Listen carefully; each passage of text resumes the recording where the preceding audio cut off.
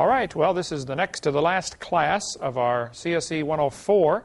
We're going to try desperately to finish everything we have on Seminar Part 7 about questions and answers, if my voice holds up for the whole thing here. One of the questions we get asked, since God made the sun on day 4, and it says it was the 4th day, how do you know when the first day was, or the second day, or the third day? And people like Hugh Ross will use this to say, see, the first 3 days are not the same as the rest of the days, which means it opens the door for the idea they might have been millions of years. It doesn't open the door for any such thing. But how do we have it? Well, in Genesis 1:3, God said, let there be light. In the Hebrew, this is the word or. In English, we have one word, light, that really means two things. If I say turn on the light, okay, the light produces light. Now, this is the source of the light, and this is what it produces bouncing off my hand. So, two different things. Hebrew has two different words, distinguishes more. Or is the light, and meor is the source of the light. So God actually produced light before He produced the source for the light. God saw the light that it was good, and God divided the light from the darkness. You look at Genesis 1:5, and God called the light, that is, or, day, and this was the first day. When you get down to verse 14, God said, let there be lights. Hebrew is meor, which means the light giver. So first He made the light. Apparently, Henry Morris has a great footnote on that, saying God made the electromagnetic spectrum, which includes all, He put everything into motion. They've now discovered that sound waves can produce light. High-frequency sound can hit water and gives off light. So God spoke, and everything. I don't understand it. I doubt anybody does, but apparently there's a strong relationship between sound, God speaking, and the energy in the universe, which goes back to universe. Uni means single, and verse is a spoken sentence. You know, we have verse and prose in English. All the energies come from. All the energies come from God speaking. Let there be. And everything said, okay, yes, sir, Lord. I don't understand. I'm sure we're going to get to heaven and say, wow, you know. Right now we can just, you know, scratch our head and wonder. But I really suspect we're going to find there's a strong connection between God's voice and everything actually owes itself, its very existence, to God's word, God's spoken word. So a day, a 24-hour day, is one spin of the earth in relation to anything. Our day starts at midnight. The sun's not even out. So these guys that get all bent out of shape say, oh, you can't have a day without the sun. Well, yes, you can. Okay. If the sun disappeared right now, poof, blew up, we'd still have a 24-hour day. Only a few of them till we all froze, you know. Okay, but we would have, it'd still be a 24-hour day. So these guys are really stretching desperately to try to find some way to stick millions of years into the Bible, and there's absolutely no justification for it. In Genesis 1:15, God said, let them be for lights, meor, light givers. These are the sources of the light, okay, the sun, the moon, the stars, etc., to give light upon the earth. And He made the greater light, greater meor, that's the sun, to rule the day, and the lesser light to rule the night. Now some, of course, read this verse and say, oh, the lesser light, that must be the moon. Certainly could be, but I don't know. It doesn't say that, though, does it? All it says is the lesser light. Carl Baugh's book on the panorama of creation is very interesting. He said when God first made the earth, it had this canopy of water or ice surrounding it. And when the sunlight hits one side, this canopy of ice would transmit the light to the other side like fiber optics, and it would light up the other side, just a night light. You know, it's a little terrifying when it's pitch black outside. But when there's a full moon, it's, you know, you can still sleep, but it's just not, you're not quite so terrified. Okay, when it's a full moon. His theory is that probably God, you know, thought of everything that man needed and made it just perfect. Stronger magnetic field, so you could feel which way is north. You would never get disoriented. Couldn't possibly get lost because you know, bees and birds navigate by the magnetic field. And so if man could also feel the magnetic field, if it was stronger back in those days, or if we had better iron concentration or something, I don't know, but that's just all something to think about and consider. So God made the light, and then He made the lights, the sources of the light. Psalm 27 says, the Lord is my light. He actually is the light. Not only the source for the light, He is the light. God is light. And on Greek, New Testament's in Greek, of course, so it's a different word, phos, where we get our word phosphorescent for light. Psalm 8 says, when I consider the heavens and the stars and all this stuff is God created. So God made the lights, the light, and then He made the sources for the light. That would be the difference between or and meor. So Could they have days before the sun? Yes, they certainly could. Here's some observations about light. Since God is light, he can make light without a source. And many ancient cultures worship the sun, so I think God made the sun later in the creation purposely so people would not think they're supposed to worship the sun. The sun is not the source of our life on earth. God is the source of our life. And I said life, not light, okay? So God's children would know you don't worship the sun. It's a very interesting thing to have, and you ought to keep it up there, but we don't, it's not necessarily the source of our, we don't have to have the sun to have days. We can have days without the sun. Okay, another interesting story. Mr. Flatt and Mrs. Flatt. Years ago, a friend of mine from Mississippi came to hear me speak at a school I spoke at in Alabama, and he said, Brother Hovind, let's go to McDonald's. I want to show you something interesting. So we went to McDonald's and got some lunch or something. We sat there. He took 2 pieces of paper, and he wrote on them, Mr. Flatt and Mrs. Flatt.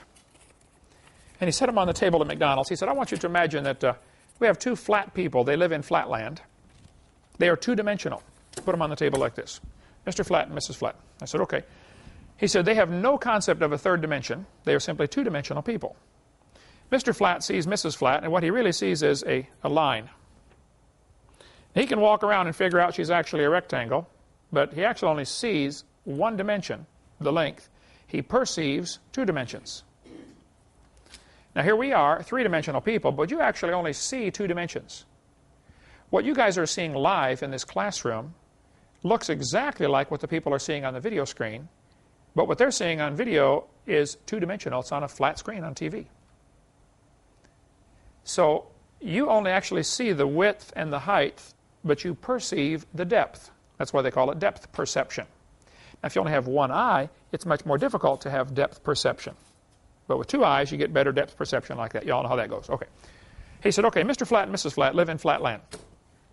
They have no concept of a 3rd dimension. As far as they're concerned, it doesn't exist. So I, as a 3-dimensional person, would like to reveal myself to Mr. Flatt and Mrs. Flatt. Well, there's no way they're going to understand me, because I have more dimensions than they do.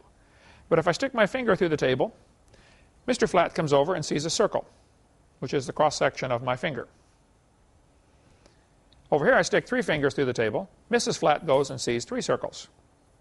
So they're going to meet together and say, oh, honey, I saw Kent Hovind. He's 1 circle. She's going to say, no, dear, he's 3 circles. I saw him.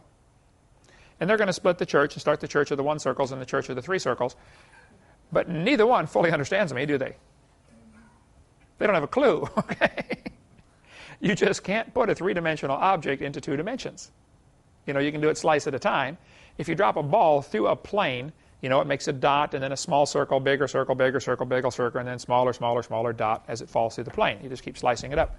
But a 2-dimensional person can't understand a 3-dimensional being. By the same token, God apparently has more dimensions.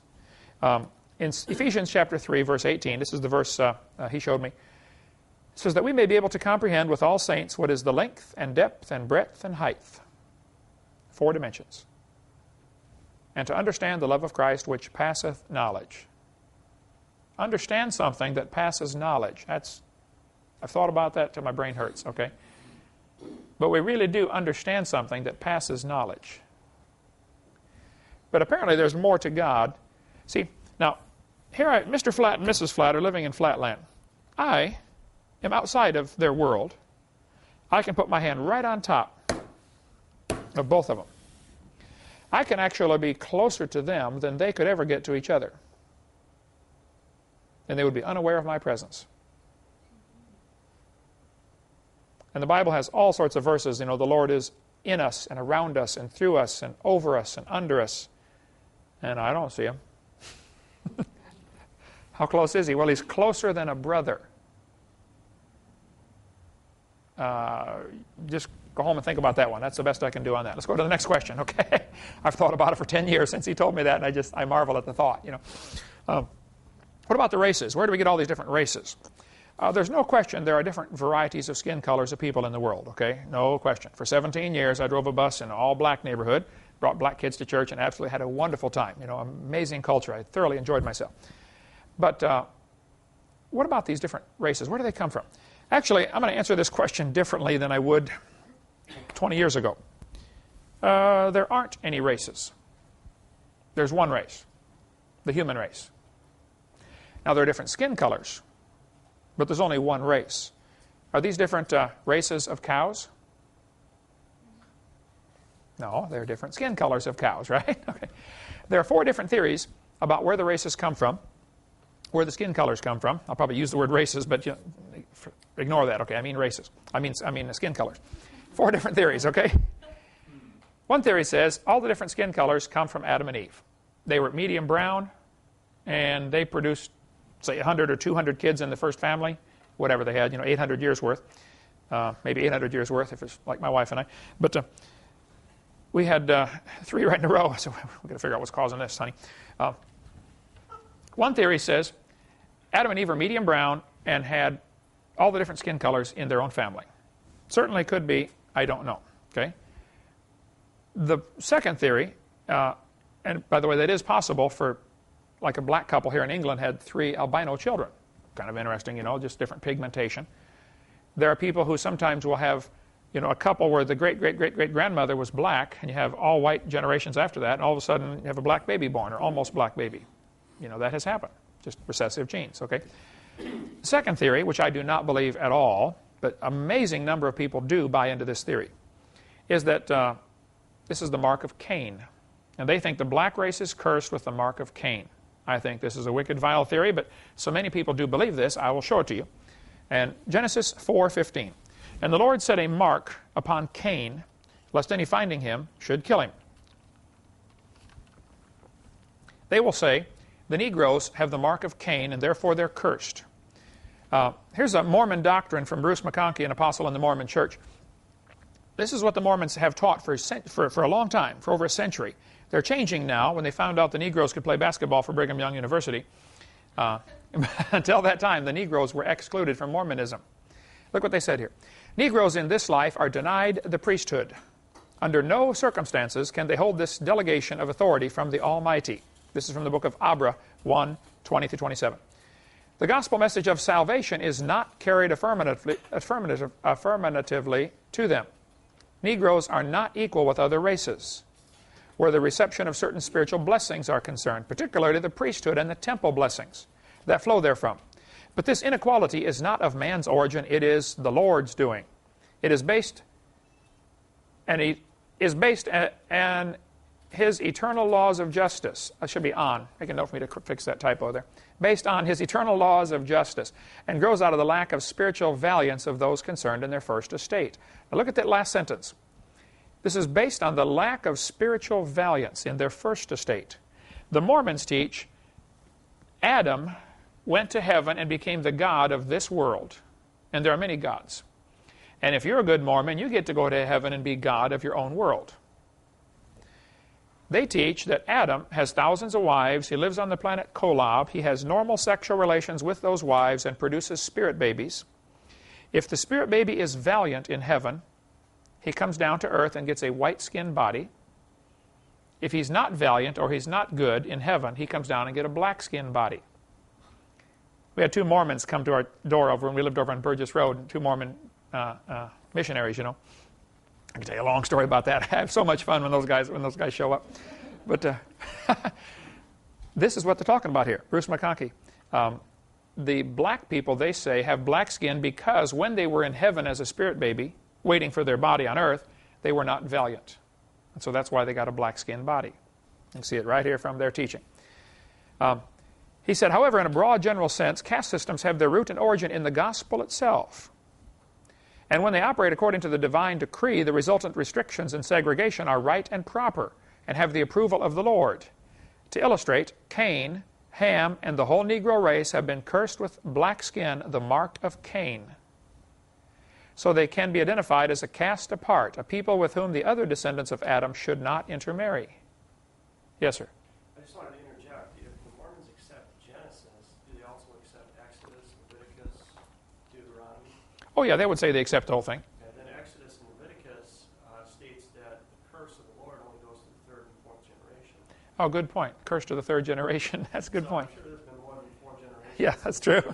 I'll have to ask him that next time.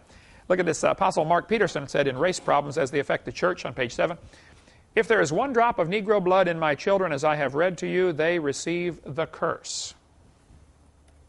Here's Brigham Young, one of the heads of the Mormon Church years ago.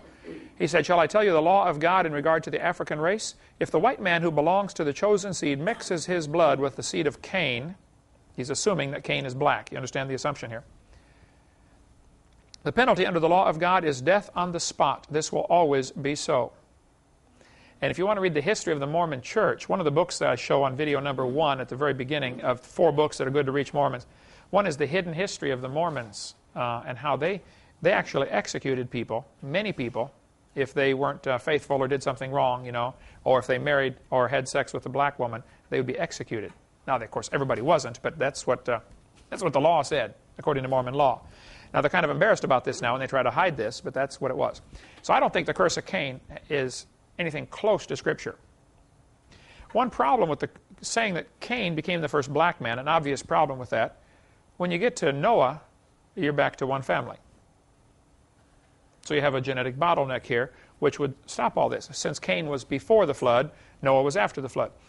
The only way that could be gotten around is if one of Noah's sons had married one of these black women and brought her on board the ship. Okay, that certainly is a possibility, as I don't think the theory is true at all, but those who justify the theory will say that may be what happened. The third theory says Noah put a curse on Canaan. Now don't get Cain and Canaan confused, okay? Canaan was Noah's grandson through Ham. He had Shem, Ham, and Japheth. Here's the story, Genesis chapter 9. Noah awoke from his wine. By the way, let me stop right there and say, I think Noah got drunk accidentally. I doubt fermentation was possible before the flood. I don't know, Eric, if you ever get asked that question about, did they have alcohol before the flood? But I doubt it. I think the theory goes that a canopy of water would increase air pressure, filter out radiation, and prevent fermentation. Probably Noah was used to making his grape juice and setting it on the counter, and it wouldn't spoil, and he can go back and get it in 3 years, and it's still fine. I mean, I don't know, but what? Few bugs, yeah. Strain those out, no problem. That's why I have teeth, like the. But I think Noah made the vineyard after the flood and was probably surprised by it turning alcoholic. Now, I may be wrong on that, but I'd rather give Noah the benefit of the doubt. And when I get to heaven, I'll say, well, Noah, I guess you really did get drunk, didn't you? Rather than say, oh, no, I'm sorry, I preached the wrong thing about you all those years. I'm going to give him the benefit of the doubt. I think he did a great job. And, he was a preacher of righteousness.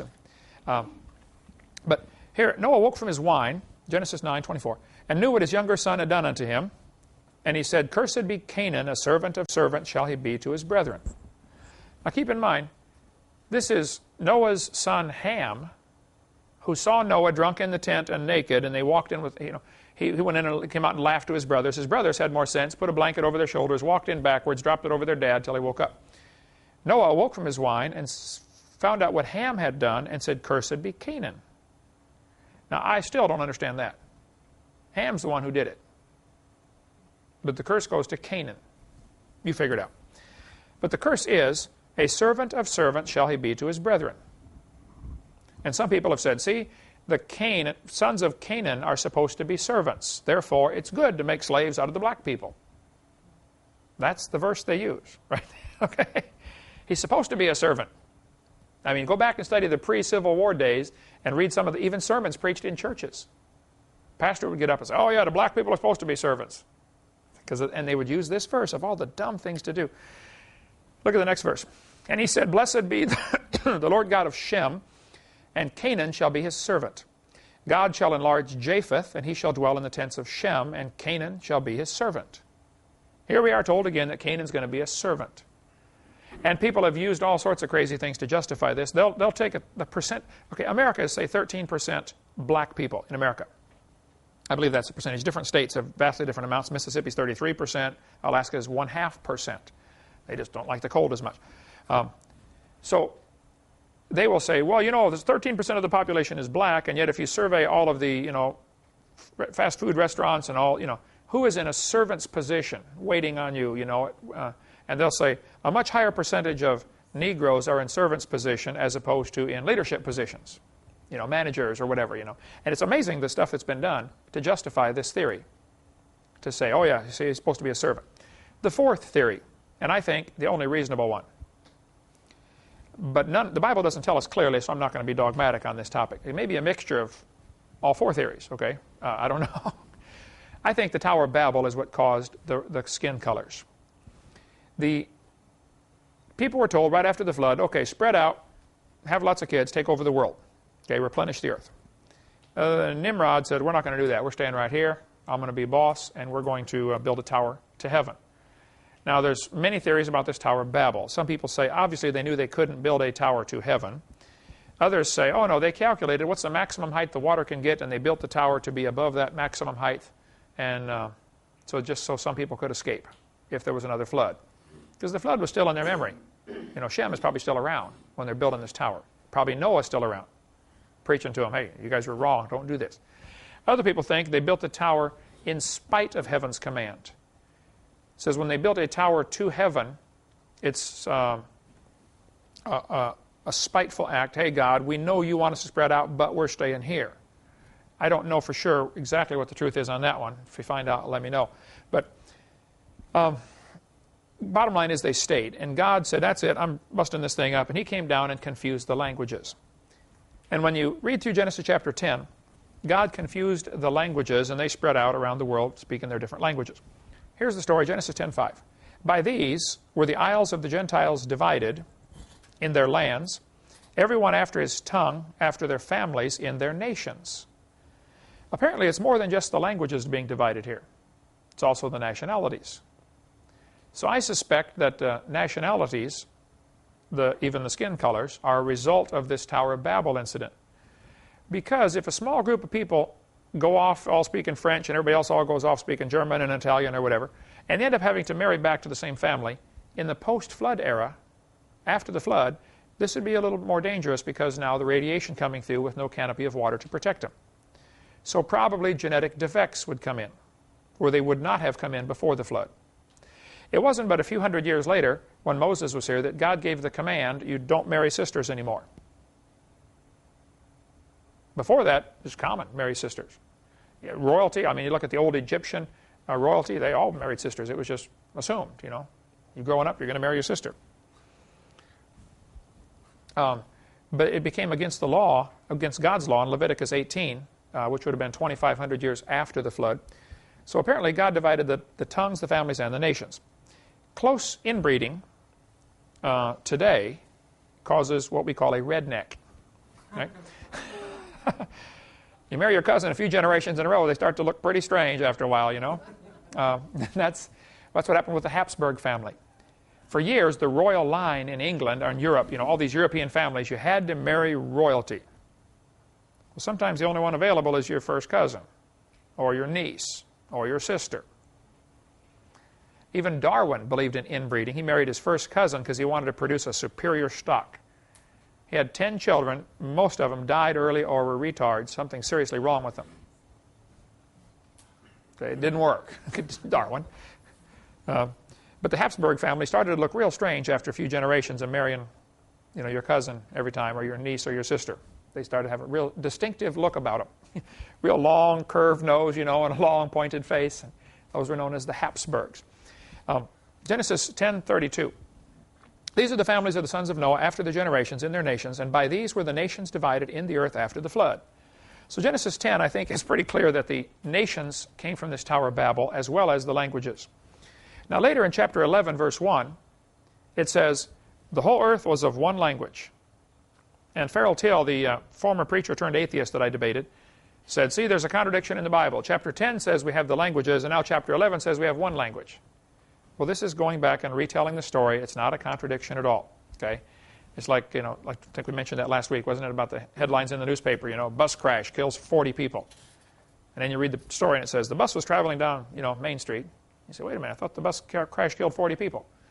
Well, yeah, they're retelling the story. Duh. Okay, and chapter 11 is retelling the story in more detail of what happened in chapter 10. Okay, there's a great book about what happened after the flood, if you want to get the book by Bill Cooper. It's a tremendous book on tracing the genealogies of all these people. Where did Noah's sons go and their grandkids and great-grandkids?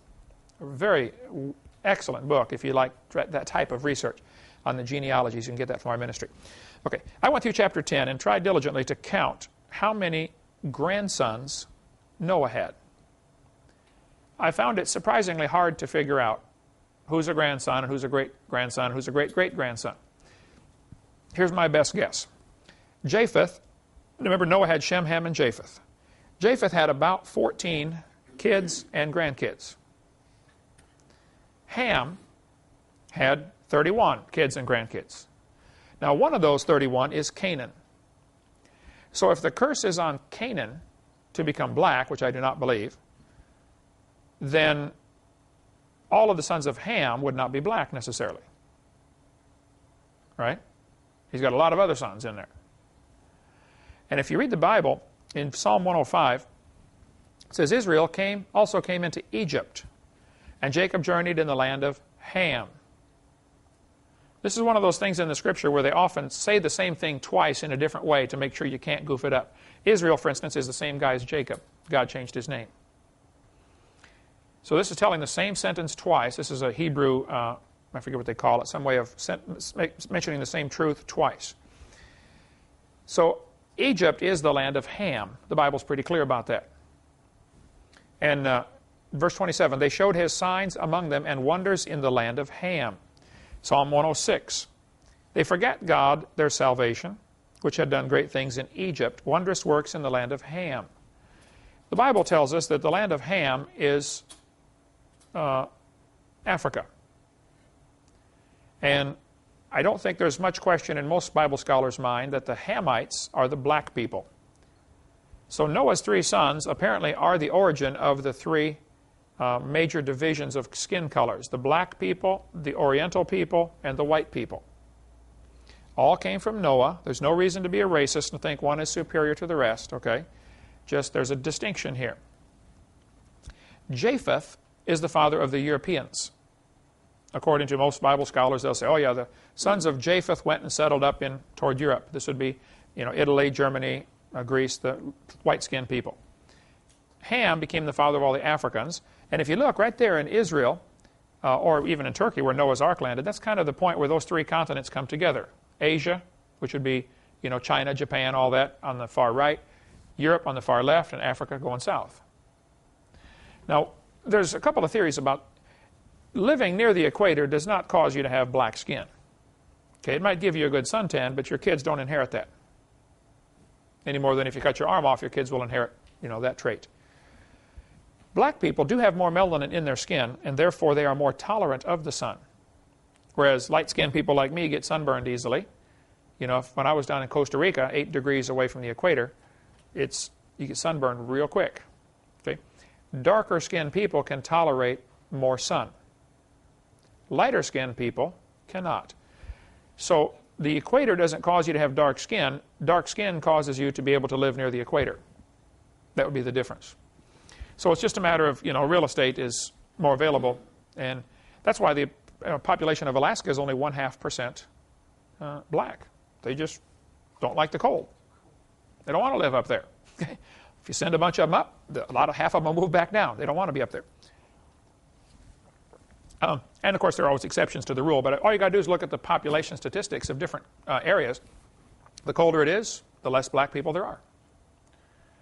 It's just, and the hotter it is in some of the equatorial climates, the more black people there are, as far as naturally living there. Like Congo, black people right on the equator. Shem had about 29 kids and grandkids, which makes a total of about 75. By my very rough estimate, I would guess there were 75 original languages at the Tower of Babel. Those languages have gotten even further divided now into many, many dialects. Jan, you teach English as a second language. I don't know if you've ever studied how many languages there are in the world, but I think it's well over 2,000. Yeah. Dialects, you're talking about 6,000. 6,000 counting dialects? That's what Wycliffe say. Yeah, okay, Wycliffe. Well, I suspect English, German, and Danish probably all had a common root. Of course, English is a conglomerate of many different languages. Okay, there's all kinds of French words in English and Latin words in English, but in general, English and German and Danish probably had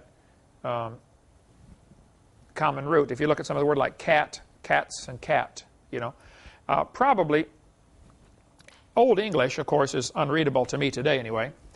They had, like the old Beowulf story, very difficult to read. Can anybody read any of that? You see an A up there, okay. And even the A looks a little different. It doesn't have the crossbar, right? This is from 1,500 years ago, 588 A.D., when the Beowulf story was written. Modern English, of course, has changed. Even English language today, if it weren't for the fact that we had rapid communication across the ocean, English language would change into many different dialects. When we were in Australia, you know, I was at the restaurant and I said to the waitress, "Would you please get me a napkin?" The preacher said, "Don't ask for that." I said, "What?" He said, "Don't ask for a napkin over here." I said, "What do I want?" He said, "You want a serviette?" I said, "Oh, what's a napkin?" He said, "That's a diaper." Oh. So here I am asking the waitress for a diaper. Well, I didn't know. I wanted a napkin. Yeah, lady walked up to my wife. Lady's going to play the piano. She's got this 2-year-old kid with her. And there's a small church, you know, over there. And she walks up, "Mrs. Hovind, would you please nurse my baby?" The preacher's wife said, "It just means hold it." "Oh, okay, I'll hold it for you." It's just, you know, different words. When we had Dave work with us in Texas, he was a bricklayer. Remember that? Oh, Dave from England, you know. Just some of the things he would say. Just, you know, he put the petrol in the lorry, you know. "I opened the boot." "The what?" The boot. "The what?" "No, not on your foot. The boot on the car. The back of the car is the boot, you know, the trunk. The boot and the bonnet, you know." That's the hood. The bonnet's the hood. Even today, if it weren't for the rapid communication between these different countries, it wouldn't be long and you wouldn't understand anybody from Australia or England. You know, it'd be a totally different language. And there's a lot of words that are different now, but we can, you know, communicate back and forth. Even people from Maine and Boston and Texas and Louisiana, you know, there's a lot of different dialects right here in this country, folks, and it's really interesting as I travel around to see them. I don't know if you guys remember in Texas, the couple we had, the guy was from Maine and his wife was from Alabama. And she was country all the way, and he was one of a strong Maine accent, you know. It was so funny listening to those two talk to each other. You know, you go to Hovind, you park the car in the yard. Anyway, okay, that's the end of the story. But probably, excuse me, probably Spanish, Italian, French, and Latin had a common root. I wouldn't argue about that. Today we have, say, 2,000 to 6,000 languages and dialects, and they probably came from 70 or 80 originals. Acts chapter 17 tells us, though, that all nations are of one blood. I don't think there's any question from Scripture. There's no reason to be a racist. Now, Ken Ham has a great book on that topic called One Blood. Some other people have written that. Malachi says, "Have we not all one Father? Hath not one God created us? Why do we deal treacherously, every man against his brother?" There's no reason to be a racist. They now have done a study here about mitochondrial Eve. These guys said back in 1988, they said, "We've discovered after looking at the mitochondria that all the people in the world came from one woman 200,000 years ago." Then they did a study again in 2001 and found out, no, this woman was only 6,000 years ago. They said, "Well, we know that's not right, so let's go back and study this one more time." So they're still working on it, okay? Well, not only did they accidentally hit it right, I could even tell them her name. Okay, and her husband's name and a couple of the kids' names. Okay? So get to Ken Ham's book if you want more on the races. Okay, what about cloning? Let me explain what cloning is, and then we'll tell you, people get really bent out of shape over this, and I don't think it's necessary that they get bent out of shape too much. Cloning is where normally you have half of the cell comes from the mother and half from the father, and so you get half the chromosomes from each one. Animals that reproduce just simply by dividing, like an amoeba, you know, the amoeba just, all of a sudden it just breaks in half and you have two amoebas that are identical to each other, okay? And they will divide again and get 3 or 4 or 6 or 10 or 1,000 or a billion. But they're all identical. There's no new genetic information being added. This is called asexual reproduction. They just simply divide and the chromosomes are identical. In sexual reproduction, you get half the information from the mother and half from the father, and so there's a combination and you get a new variety of chromosomes, okay, a new combination. Well, what they tried to do is they said, you know, what if we took a cell from a sheep, which is what they ended up using, take out the nucleus where the chromosomes are, take a nucleus from another cell, and stick it in that cell, and then implant it into the surrogate mother and have it grow. That's a good idea, they thought. So they worked on it, probably a government grant, like everything else. They sure didn't create the chromosomes, okay? They just simply moved them to a different cell. It would be like if we could figure out a way to get the information off of the hard drive of this computer without using, the standard ways that we use, either a cable or a floppy disk or, some disk or something. If we could transplant this hard drive into something else, that'd be, wow, look how they moved that information. That was neat. That's all they did. They moved the information from one cell to another. They didn't create a thing. Average human has 50 trillion cells. It would fit into 2 tablespoons. This DNA is unbelievably complex. Here's one unwound and then unwound and then unwound again. You figure one chromosome, if you stretched it out, untangled all this stuff, it would be about 6 to 7 feet long, over 2 meters. And you have 50 trillion cells in your body, each one with 46 of those chromosomes. Each one 6 or 7 feet long. And we said how if you took the chromosomes and tied them end to end, one person's chromosomes would reach from Earth to the moon and back 5 million times, coming out of 2 tablespoons. Someone calculated if you took one DNA from every person in the world, all 6 trillion people today, take one DNA strand, one chromosome, which is enough to have the information to make the whole person, and put all of those together, one chromosome from all 6 billion people would fit in one aspirin.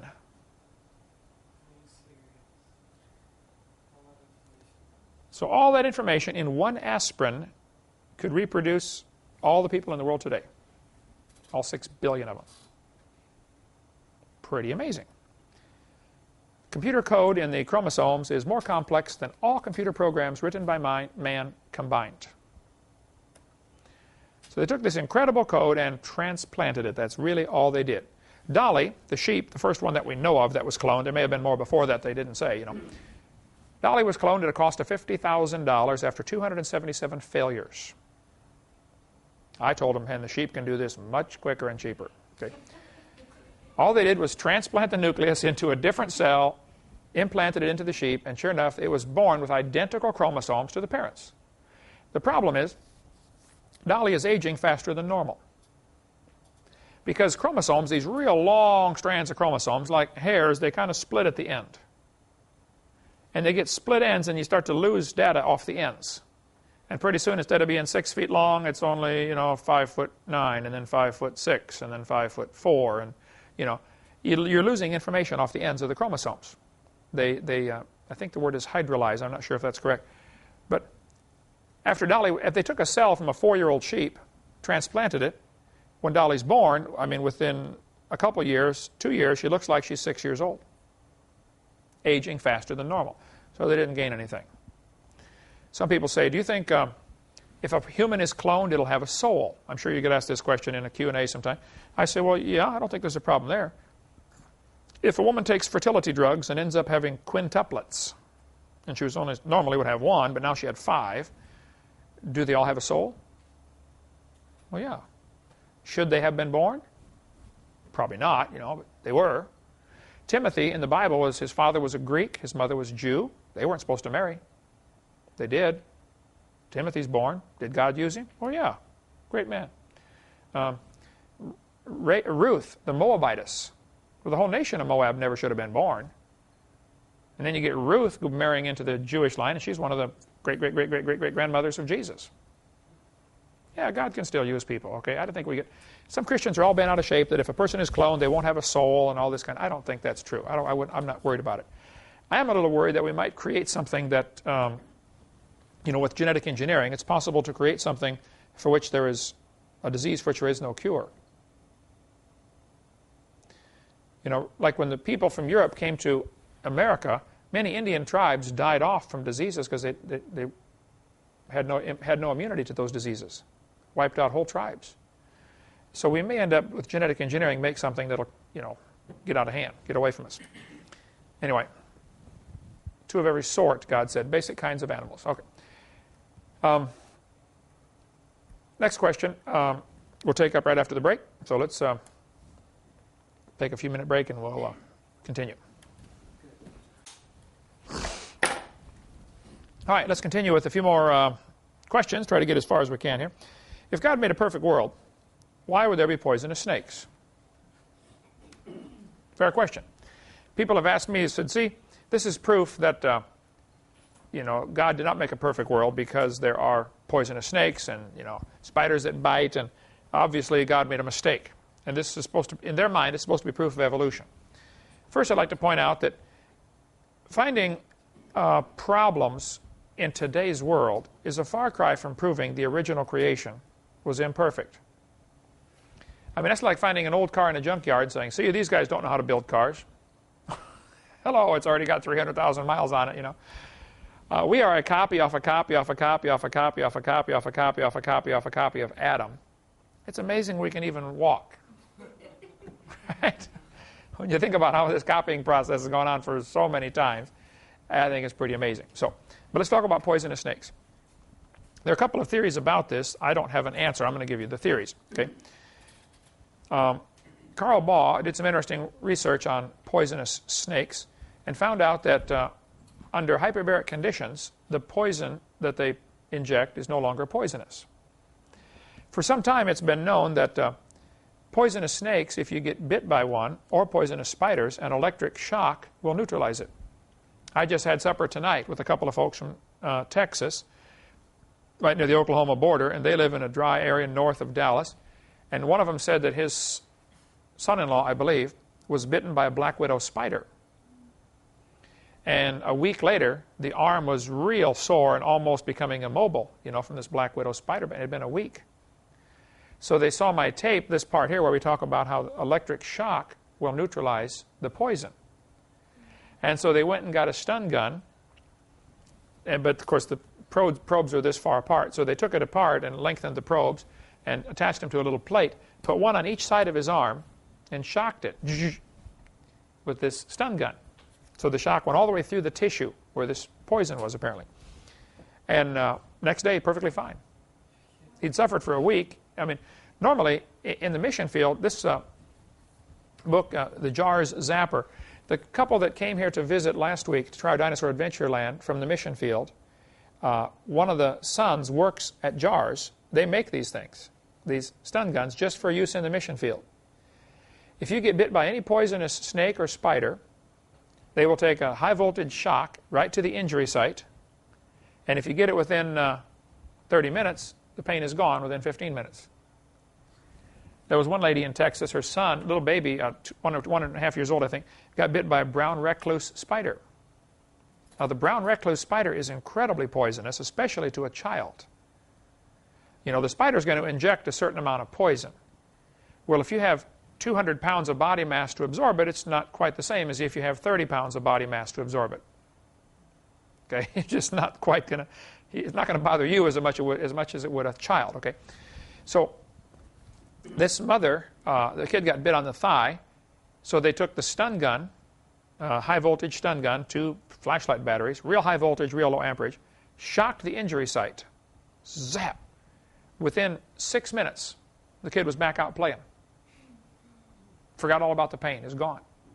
But it had swollen up already. They said it was a huge welt about this big and real hard like a brick, from this brown recluse spider. The general rule of thumb is if you get bit by a poisonous snake, if the quicker you can get to a shock, the better. If you can take a spark plug wire off a lawnmower or chainsaw or engine or something. Now, the older cars, the coil puts out about 8,000 to 12,000 volts. The newer cars might put out 40,000. So you may get more of a shock than you want. It beats dying, though, okay? So you may want to just go ahead and get that. Okay, crank it over. Oh, stop. I guess it's got a short in it, like Ernest P. Worrell. They say if it's been a while since you were bitten, more than 20 or 30 minutes, shock the spot, then go halfway to the heart and shock that spot. And go on the opposite side of the limb and shock that spot. Too much voltage is, too many times it would not be as bad as too few times, okay? But just a high voltage shock seems to stop the problem. Apparently, from what I've read about it, the poison that the snake injects, and there are 2 different types of poison. Hemotoxic, which affects your blood system, Neurotoxic, affects your nervous system. If a rattlesnake bites you on the arm or leg, if you don't do anything about it, it'll begin to dissolve the tissue. Your muscle will actually rot out. You have a big hole in your body where it would rot it out. And of course, infection and other things become a problem.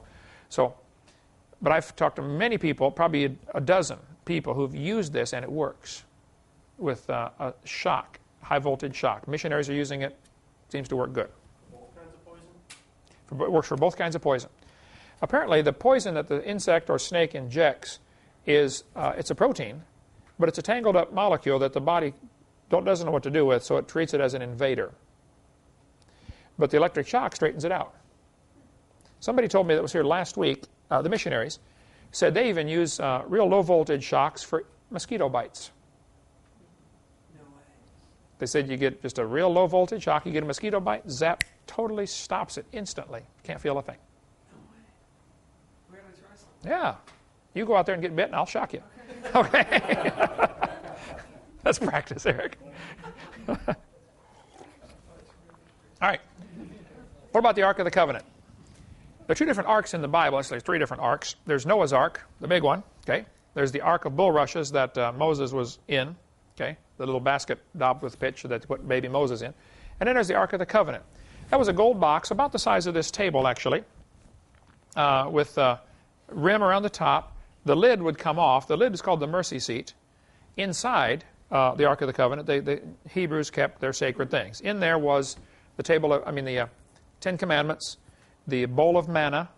Remember that they saved one bowl of manna when God gave them extra. And they saved the walking stick of Aaron.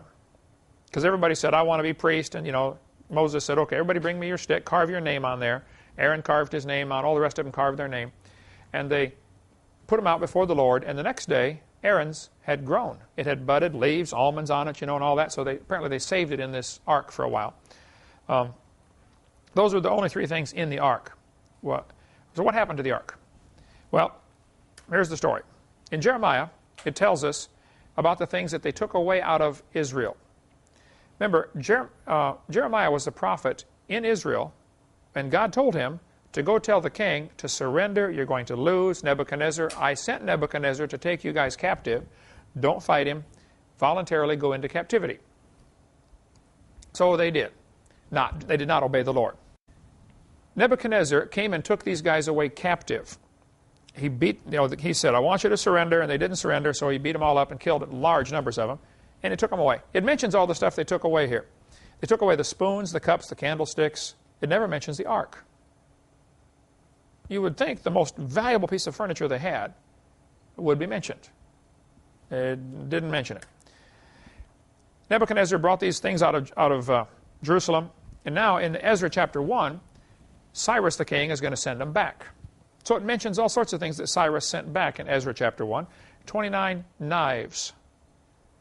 I mean, if it's going to mention 29 knives, surely it would mention the Ark of the Covenant. It doesn't. No place in either passage is the Ark of the Covenant mentioned. Here's the story that Ron Wyatt told me before he died. I sat in his living room and talked to him for 3 hours about the Ark of the Covenant. He said, Brother Hovind, I found the Ark of the Covenant. I said, yeah, right. Okay, and I'm Methuselah. I'm still around. He said, no, Brother Hovind, I really did. I said, well, tell me about it, Ron. Now, Ron was a great guy. He was the kind of guy that if I was God, I would let him find all these things because he wasn't out for any glory. He's not bragging about it. He wasn't, not looking for money. Just wanted to, he's a humble servant of the Lord. He had a lot of Seventh-day Adventist teaching in him, which I would disagree with, some of the things they teach. He wasn't a Seventh-day Adventist, but he believed some of the things they believe, okay? He said, I was walking along the north side of Jerusalem and with an Israeli friend of mine, and we're walking along talking about things and, what happened here, because Ron's been a student of Scripture for many, many years, okay, and knew it extremely well. He said, we're walking along. All of a sudden, my left arm stuck out, and I pointed to this garbage dump. There's a pile of rubble been there for hundreds of years, up against the side of this cliff. And there's a road along the bottom. There's a big cliff and, another plateau on top. He said, my left arm stuck out, and my mouth started speaking. And my mouth said, That's Jeremiah's grotto. The Ark of the Covenant's down there. And his friend that was with him said, what did you say? He said, I think I just said that's Jeremiah's grotto and the Ark of the Covenant's down there. The guy said, well, great, let's dig it out. Ron said, no, I got to go home and look at the scriptures and make sure this is possible. I said, I don't know about this. So he went home and searched all the scriptures. He found out the ark never left Jerusalem, at least it's never told that it left Jerusalem, and it didn't come back. All of a sudden, it just kind of quietly disappeared during the days of Jeremiah. The ark is mentioned up until that point, but it's just gone from the scriptures. Never mentioned again. Now, let's look at 2 Chronicles chapter 26. King Uzziah prepared for them throughout all the host shields and spears and helmets and harbor guns and bows and slings to cast stones. And he made in Jerusalem engines invented by cunning men to be on the towers and upon the bulwarks to shoot arrows and great stones. So Uzziah made catapults, going to fling big stones. These things are on the walls in Jerusalem. Here the Bible tells us that King Uzziah made these. Well, a couple of hundred years later, Nebuchadnezzar comes to take over Jerusalem. He doesn't want his guys walking up to the wall because these guys got these huge machines on top that fling stones. Catapults. There's a catapult right there. There's a couple different types of catapult. One is the arm comes down and the rock or whatever you're going to fling sits on the arm, and you have any number of ways to flip it up. You can just put a giant weight on the other end like a teeter-totter. You have a giant weight on one end and a small weight on the other end, where you have to pull it down, and then when you release it, the weight just flings it out. You can get even more distance by having a cable or a rope on there so it gives the snap the whip effect. There's a contest, I think it was in Junkyard Wars, they had who could throw the car the farthest. They threw a whole car. They made these machines, they're flinging this car, 120 yards. Why? Who cares? Anyway, Uzziah made these catapults to fling big stones. So they would, of course, have some kind of maximum range. I mean, you couldn't fling them forever. So apparently, Nebuchadnezzar built a wall outside the range of these catapults. Object is to starve the people out. A siege. That's, you go, you camp around, nobody comes in, nobody goes out. Eventually, they run out of food. And so they built a wall outside the city wall. Jerusalem already had a city wall. They back up a few hundred yards or whatever their maximum range was, build another wall. Nebuchadnezzar did. Inside these two is called no man's land. Catapults can't fling the rocks quite far enough to hit the new wall, and nobody can get through to bring you any more food, so it's just a matter of time till you're starving. After you've eaten all the food, then you eat all the horses and all the cows, and then the rats, and then then you surrender. Maybe. So Ron said he figures that Jeremiah knew they were going to lose. The king was not listening to God's word. God said surrender, they wouldn't surrender. Nebuchadnezzar is going to take over. Jeremiah said, well, I better hide the ark and some of the temple furniture. So he thinks Jeremiah took the Ark of the Covenant, the table of showbread, some of the important temple furniture, took it out at night in between these two walls, outside the city wall, but inside the siege wall, and took it into one of a cave area. And there's caves all over there. It's like honeycomb, this area, little tunnels and big tunnels, and you crawl around and get lost and they never find you. He took it back in one of these and then built a false wall in front of it. And Jeremiah and everybody else went off into captivity. And apparently he died there and didn't get a chance to tell anybody where it was. Or, for whatever reason, people lost track of where it was. And for 2,600 years, nobody knew where the Ark of the Covenant was. Ron spends the next 8 years, I believe he said, digging through this garbage dump, moving mountains of rubble. It's been accumulating for hundreds of years. He said, as they're digging, there's a wall and then a flat place where the road was and a bunch of junk piled up against it. So they're digging and moving all this junk for, he said, he went over there as much time as he could spare for, I think he said 8 years. Okay.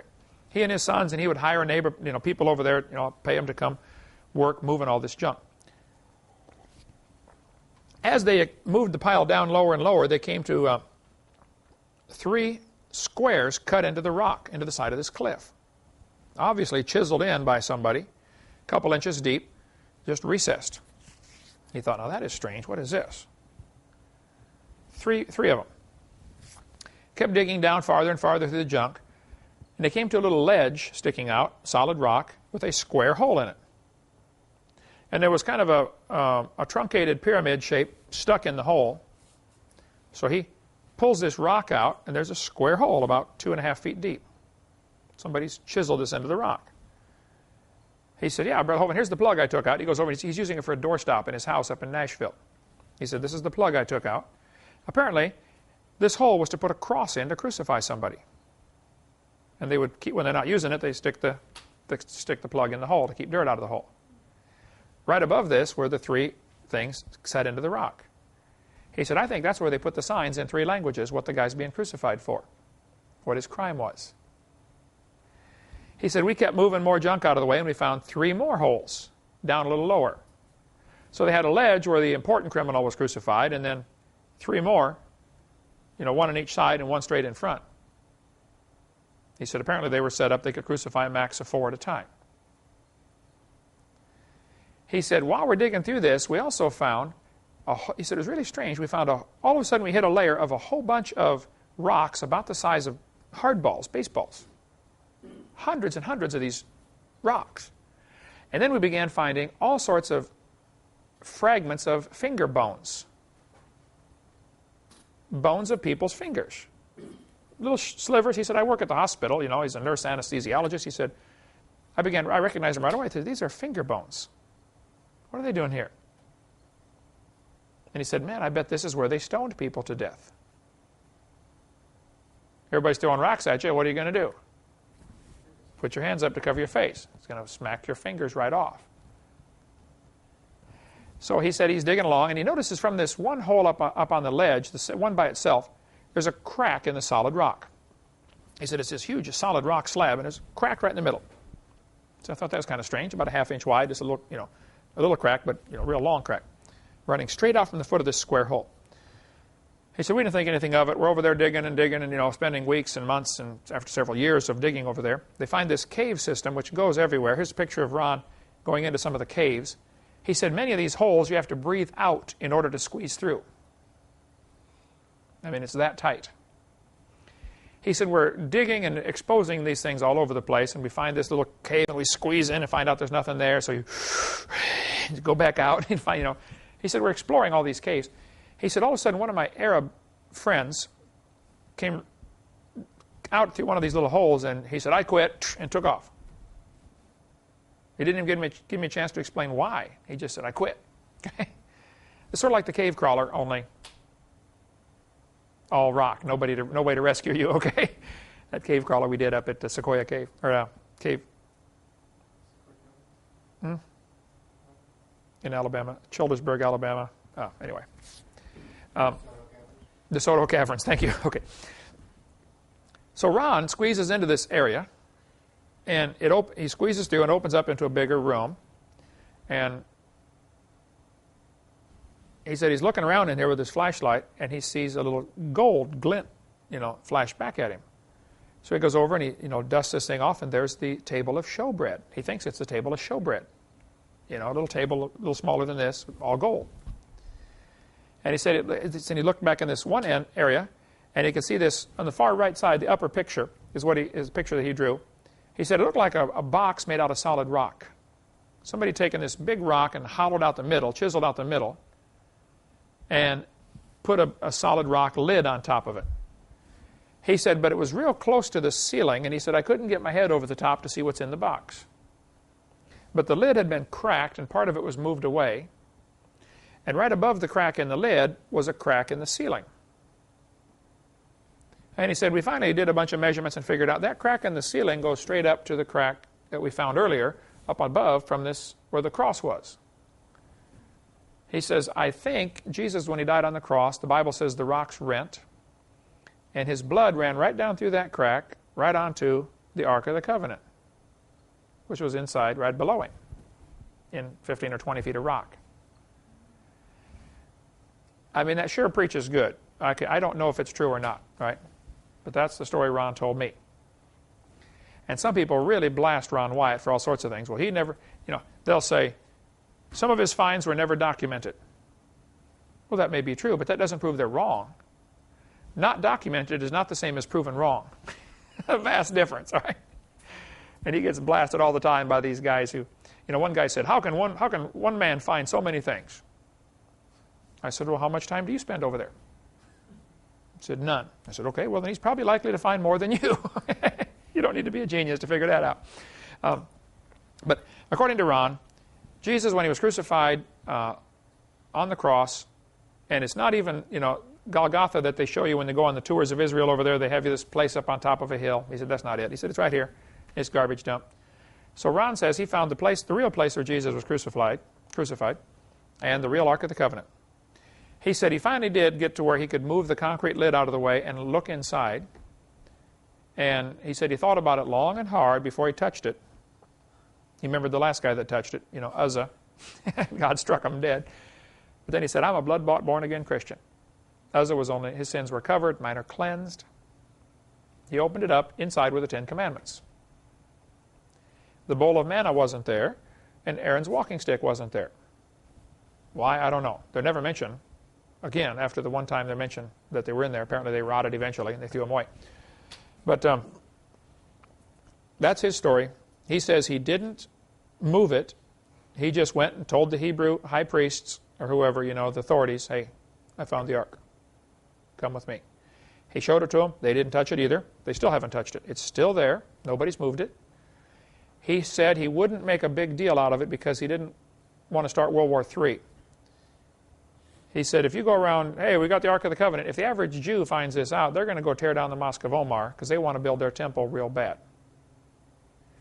You remember the guy that came here and played the harp on our back porch? He stopped in. He said, Brother Hovind, I saw your tapes. I love your ministry. And we get a lot of people stop in, to visit us. And I said, well, what do you do? He said, well, I play the harp. He's a professional harpist, and he gave us a couple of CDs that he's made. It's just incredible harp music, And he brought his harp on the back porch and set it up on the gazebo, and we had all of our staff come in there while he played the harp for us. Gorgeous music. I said, brother, what do you know about the harps in Israel? He said, well, I'm helping them make the harps for the temple worship in Israel. Because, in the Bible, they had so many people that had harps, they played in the temple. I said, really? He said, yeah. He said, I've been over there many times to Israel helping them make the harps to get ready for when they rebuild the temple. He said, they've got, 30 or 40 or 50 of them made now, these harps, these little special harps they built. I said, well, have you talked to the high priests about the Ark of the Covenant? He said, yeah, it's really strange. He said, they've been over there working like mad getting ready to build their temple. They've got the harps ready. They've got the high priest garment ready. They've got, the ashes of the red heifer, and he's naming all these things.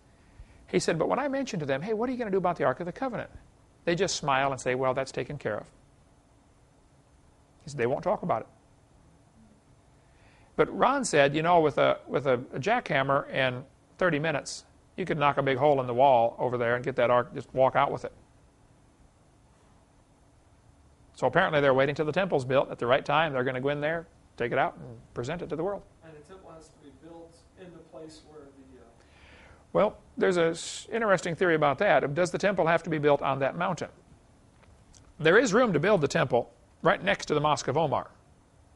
And there have been a few attempts with radical Jews who've gone in there to try to lay the cornerstone. And they just about start a big war over there, okay? The Muslims are not happy about this. But some people think that this mountain goes up where the Mosque of Omar is, the Muslim mosque, and the Jews want to build theirs next door. Then there's a valley, and it continues with another mountain. One guy told me just a few months ago, he said, Brother Hovind, I think that valley was cut in later. And because since it kind of continues on up, he said, really, they need to be across the valley building, and it's wide open. I don't know. We'll find out someday. Anyway, Ron says the Ark of the Covenant is still there. It has 2 angels looking down at the mercy seat. The wings are touching, just like the Bible says. And the blood ran onto the mercy. He thinks the blood of Christ ran right down onto the mercy seat. Now, I don't know. I can't verify any of this. But he said he took some of there was black stuff all over the ceiling and black stuff all over the mercy seat. Dried blood. He took it back to the hospital where he works, or got somebody to analyze the dried blood, according to him. And they said, wow, this is human blood. It's pretty old, and it's kind of strange. It only has 23 chromosomes. Yeah, That's what he said. He's never been able to document any of that, so people really blast him for even saying that, but I don't believe it or disbelieve it. Okay, I'm waiting for confirmation. Again, where is that exactly? This is on the north side of Jerusalem. Now I'm going this next spring. If you want to go with on the tour, I'm going to lead a tour group on a place I've never been. But it's a 10-day cruise. We're going to stop in Greece, Turkey, see some of the cities of Ephesus, Isle of Patmos, where John wrote Revelation. We're going to go see Egypt, climb around in the pyramids, go see the Sphinx, and go to Israel. So I'm getting all kinds of stuff together that we want to be sure to go look at, okay? If I can get some other folks to go with that have been there a bunch of times. I'd like to get Richard Reeves, who's been over there a bunch of times, with Ron, or somebody like that to go with us, and he can take us right and see Sodom and Gomorrah, some of the things that wouldn't be on your normal tour. That's an expensive trip, but that's going to be some trip of a lifetime to see all that stuff. Okay. Uzzah touched the ark, and God killed him. So that's why the Jewish authorities have decided we're not going to touch this until we're real sure we got everything ready. Okay, not going to mess around with God anymore. So if you don't believe me, look at WyattMuseum.com, talk to Richard Reeves, or talk to Nell Wyatt, Ron's wife. She can say, look, I knew him. I was married to him for years and years. He was a good, godly man, and I believed him. She never saw it either. Okay, a couple of more thoughts here. The Hebrew letter shin is the symbol for God. The shin is the looks like a W. Roughly, I don't know if you can see it on that picture right there. That's the Hebrew letter. Hebrews, I don't know any Hebrew, but I've been told that it's each letter has a numeric value, and also sometimes one letter can mean a whole name. Okay, and most Jews, if you find outside their house on the door, or on the side of the door, they'll have a shin, the symbol for God. The 3-letter. Numbers chapter 6, the Bible says, they shall put my name upon the children of Israel, and I will bless them. Put my name upon the children of Israel. In 1 Kings 9, the Lord said, this will be a hallowed house which thou hast built to put my name there forever. So God said, I'm going to put my name in Jerusalem forever. In 2 Kings, in Jerusalem will I put my name. 2 Kings chapter 21, in Jerusalem, which I have chosen out of all the tribes of Israel, will I put my name forever. In Jerusalem, 2 Chronicles 33, will I put my name forever. A shin, if you look up Psalms 119, Psalm 119 is the longest chapter in the Bible, 176 verses. Every 11 verses go together. Is that right? 11 or 9? It has the number break. Somebody look up your Bible there. Does it go 9 verses to a... It's got all the different... There are 22 letters in the Hebrew alphabet. So there are 22 divisions to Psalm 119. The first group of verses all started with the Hebrew letter A. The second group of verses all started with B. The third all started with C. So if you're a Hebrew kid in 4th grade trying to learn to memorize Psalm 119, it'd be very easy. Much easier than it would be for us to memorize the entire chapter. Because all these verses start with the same thing. The book of Lamentations is that way also. There are 5 chapters in Lamentations. Chapter 1 has 22 verses. Each verse starts with, first verse starts with an A, second verse with a B, third verse with a C. So you can memorize the whole chapter easily. And each verse in chapter 1 has 3 sentences. All of those sentences in verse 1 start with A. All 3 sentences in verse 2 start with a B. Chapter 2 is the same way. When you come to chapter 3, it has 66 verses instead of 22. Still divisible by 22, though. So now verse 1, 2, and 3 all start with A, and then verse 3, 4, 5 all start with B, etc. in Hebrew. Of course, it doesn't translate to English. Well, there's a lot of things like that in the Scriptures that we don't catch. You notice the shin, S-C-H-I-N, here in Psalm 119, 161. There's the little weird-looking W again, the Hebrew letter shin. God said he would put his name in Jerusalem. Well, Jerusalem happens to have 3 valleys. The city itself is a big shin. Put my name there forever. That'll preach. There's a sermon in there somewhere. Somebody find it. Okay. Now, the next question. What about Bigfoot? Well, my brother has 2 of them. I have interviewed 8 people who've seen one. Todd Jurasic in Oklahoma told me he saw one. There's his phone number. This last church I was at, a guy told me that video footage was fake. He works with the guy that wore the costume for that. The last church you were at was in what state? Washington? Washington. I go to. When I was in Washington or when I was in, I was either Washington or. I go to Idaho this week, right next door. I think it was Washington. So you're saying the guy at the church you were at said he works with the guy who wore that costume to make the. They're getting ready to talk about. They're getting ready to publish some book about it. About the Patterson film. Yeah. He's Yeah. not supposed to show the costume to anybody or something like that. He still has the costume. Ah, it could be. I don't know if it's fake or not. The Patterson film is the best and most famous film of all, showing this ape-like creature walking away from the creek. According to the story, Patterson and his buddy were up riding horses looking for Bigfoot. He's a Bigfoot researcher, okay? And so when somebody's out looking for Bigfoot and then finds it and gets a good picture, you got to say, let's really double check this, okay? So I can't verify the film or not. All I know is I've had 8 Christians tell me at different locations all over the country, Mr. Hovind, I saw one. This is not the Patterson one, okay? I've had 3 tell me that they've seen it. You've had 3. Bill Gibbons from Canada, who wrote the book with me, Claws, Jaws, and Dinosaurs, he is doing a lot of research in Oklahoma where there are many folks who claim they've seen Bigfoot in this one region right near the Oklahoma-Arkansas border. There are many sightings in the woods there. One guy apparently shot one here 2 years ago with a .30-06 at 10 o'clock at night, and the others came and dragged it off. I mean, you can study Bigfoot for the rest of your life, and there's a lot of people who devote their whole life to it, you know. If you watched Harry and the Hendersons. The guys who I've talked to tell me it's like Harry and the Hendersons. It's 7 feet tall, 8 feet tall, stinks, long hair, can run incredibly fast. I was preaching in Port St. Joe, Florida. I think you preached in Port St. Joe, didn't you, at that church? One of the kids there in the high school was a senior in high school. He came to me after this seminar and he said, Brother Hovind, what do you think about Bigfoot? I said, man, I don't know. I don't laugh at people who claim they've seen it because I don't know. He said, well, good. Let me tell you a story then. Because he was waiting to see what I would say before he continued. He said, I saw one. He said, about 6 months ago, I heard a noise outside my trailer. We had a mobile home. He said, it's like 10 o'clock at night. And I stepped out the door and looked over, and there was this thing stood up. He said, it was almost even with the top of my trailer, which would have been just but nearly 9 feet tall. He said the eyes were red. Many people say that. The eyes are red. Okay? Maybe it's just like you shine a light in somebody's eyes that reflects the red back, where human eyes don't do that. There's a substance that animals have in their eye that you don't. Their eyes reflect back red. He said the eyes were red. He said it looked at me, and then it turned and took off running. He said I couldn't believe anything could run that fast. He said, but it probably went nearly 20 feet with each step once it got moving. You know, he said, and gone into the woods.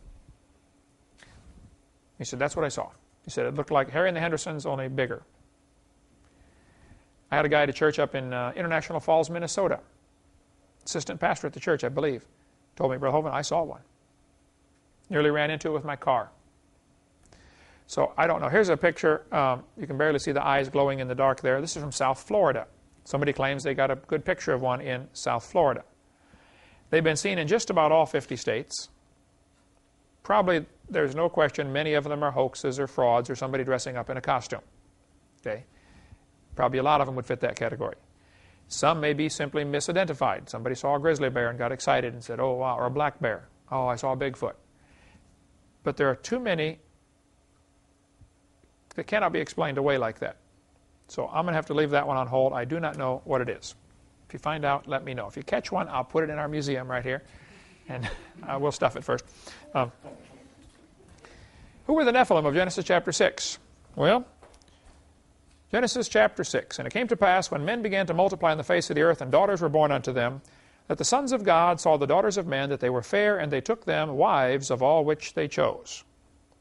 So the question is, who are these sons of God? There are several theories about this.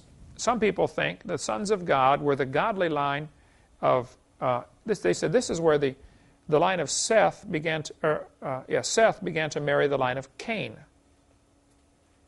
Cain killed Abel, and then God, kicked him out, etc., etc. And they'll say, see, Cain's children are now marrying Seth's children. Well, that doesn't make any sense. For one thing, it wouldn't produce anything unusual when an unsaved person marries a saved person. And I don't think you could prove from Scripture that all Cain's children are saved and all Seth's are saved and Cain's are not. Because all of them drowned in the flood except for one family, Noah. Okay, a lot of Seth's children died in that flood too. Even Noah probably had brothers that died in the flood. Because Noah's father Lamech, it says he lived so many years and had Noah, and then it says he lived 500 more years and had sons and daughters. So Noah's own brothers and sisters weren't listening to him. So I don't buy into the theory that these sons of God are the line of Seth and the evil people are the line of Cain. I don't buy that at all. Henry Morris has a great footnote on this, the best I've seen in his Defender's Bible. In the Defender's Bible, the Henry Morris footnote, he says this is definitely fallen angels, and he lists 10 more verses where the sons of God is an obvious reference to angels. His theory is that the angels, some of the angels from heaven, when Satan rebelled, decided to follow Lucifer. They thought they could win. And the only reference I know about this is in Revelation, where it says a third of the angels followed Satan. Now, here that's in the book of Revelation. So a lot of people are going around preaching that a third of the angels followed Satan at the beginning when he fell. Could be true, but I have not found a verse to document that yet. If that's true, a third of the angels, the most commonly accepted theory that I've seen among Christians is that a third of the angels followed Lucifer when he rebelled. Some of that one-third, married the daughters of men before the flood, ended up producing a race of half human, half demon, and those children all drowned in the flood. They're called the Nephilim. And after the flood, of course, Noah's sons are going to tell the stories of things they saw before the flood to their kids. Oh yeah, you should have seen the guy that lived down the street from us. He was whatever. And that led to the legends of Zeus and Thor and, the Greek gods. That all the gods and goddesses' legends are probably from pre-flood people that they really saw. I couldn't prove any of that. That just seems to be the most reasonable explanation for what's going on here. Chuck Missler has a great book called The Return of the Nephilim. He says it's going to happen again. One very reasonable theory is that the angels that did this, God chained them in darkness. They're already in hell. The ones that did not get involved in this are the demons today. So the fallen angels would fall into two categories, those that are already in hell and those that are not there yet. So that would make sense if, when Jesus saw the maniac of Gadara, and a guy full of demons, and he said, "Come out of him, you demons." And the demons said, "Oh, are you here to torment us before our time?" Like they already know they're going to be tormented. They already know they're going to hell. They said, "Are you here to torment us before our time?" And they said, "Would you let us go into the pigs?" Now, why Jews are out raising pigs, I don't know. Think about that one, all right? Right. So Jesus said, "Go ahead." So all these demons go into the pigs run into the water goes into the pigs, and they all drown. But that's the best I've heard, is that probably these is fallen angels. Now, angels in Scripture, when they manifest themselves to people, always take on the body of a man. So that's the best I've heard. That the Nephilim are probably the fallen angels, but I don't know. I wouldn't be dogmatic on preaching that, but that's how I do it. And Eric, you'll get asked all, you know how it is when you're out speaking. You get a whole variety of questions asked to you. I try to have an answer or the best I know on some of these commonly asked questions. So here we have Genesis chapter 2 telling us that these sons of God took the daughters of men, and they became, which were fair, and they took them wives of all which they chose. And the Lord said, "My spirit shall not always strive with man, for that he also is flesh, yet his days shall be 120 years. Some people have taken this verse to say, see, God said nobody will live past 120. And we've had people in China live to be 140, documented. So the Bible can't be true. Does that verse say nobody will live past 120? No.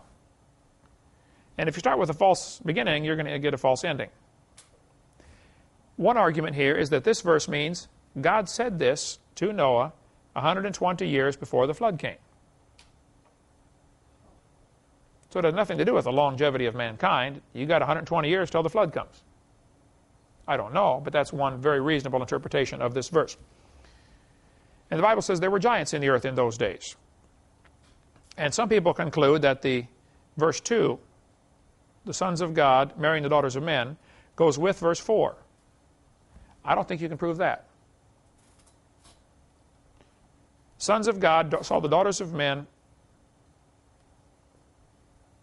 and that's all it says. This might be totally unrelated. The giants may not even be the offspring of this. I mean, read the chapter yourself and see if you can put it together. I think in a court of law you'd have an awful hard time proving that verse 4 goes with verse 2. Well, and then right after, though, it goes back to talking about the sons of God. And also after that, when the sons of God came in unto the daughters of men, and they bare them children, the same became mighty men, which were of old, men of renown. Is that talking about the giants? What is that talking after the flood, too? No, this is before the flood still. Flood starts a few verses later. This is Genesis 6. So I think you'd have a hard time proving that the giants are the result of this marriage of the sons of God and the daughters of men. So there have been many, many sermons preached on this that I think somebody may have to retract a few things when they get to heaven and say, oops, I'm sorry, I didn't. So read it carefully. It could be, but it's not necessarily proven that one relates to the other. Verse 5, God saw the wickedness of man was great in the earth, and the imagination of the thoughts of his heart was only evil continually, and the Lord sent the flood, destroyed everybody. So I don't know who the Nephilim were. Best theory is it's probably half demon, half man. We'll have to leave it at that. Okay? Last class next week. We'll talk about a whole bunch of other questions like what about Bible codes? Is there something to that? What about UFOs? How long were they in the garden? Where is the Garden of Eden? What about the mark of the beast? What about the Shroud of Turin? And we'll cover all that next week.